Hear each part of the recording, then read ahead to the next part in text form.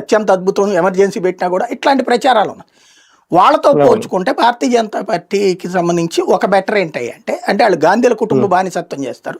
వీళ్ళు ఎవరు నాయకుడు ఉంటే వాళ్ళని లీడ్ చేస్తున్నారు. ఇప్పుడు అటల్ బిహారీ వాజ్పేయి అయినప్పుడు అందరూ వాజ్పేయినే హీరో అన్నారు, అద్వానీ వచ్చినప్పుడు అద్వానీ అన్నారు, తర్వాత మోడీ వచ్చినప్పుడు మోడీ అంటున్నారు, రేపు పొద్దున మళ్ళీ యోగి వస్తే యోగి అంటారు.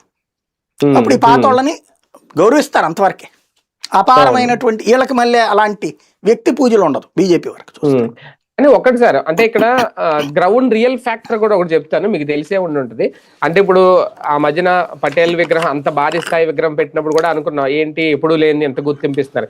క్రమక్రమంగా గ్రౌండ్ రియల్ ఫ్యాక్ట్ ఏంటంటే సార్, నిన్న మొన్న ఈ విగ్రహావిష్కరణ జరిగినప్పుడు గ్రామ మండల స్థాయి భారతీయ జనతా పార్టీకి సంబంధించిన నాయకులు కూడా ఈ వాజ్పేయి విగ్రహం గురించి, అంటే ఇది పెద్ద మీడియాలో రాలేదనుకోండి, సోషల్ మీడియాలో వచ్చింది, నేను కూడా గ్రౌండ్ లో చూశాను. గుంటూరులో కానీ ఇక్కడ కానీ గోదావరి జిల్లాలో కానీ జరిగింది రియల్ గా. వాళ్ళు వచ్చారు, అటల్ బిహారీ వాజ్పేయి గురించి చెప్పడం జరిగింది. వాళ్ళందరూ ఈ విగ్రహావిష్కరణ కూడా రావాల్సిన వాళ్ళు కొంతమంది వెసులుబాటు ఉన్న వాళ్ళు వచ్చారు.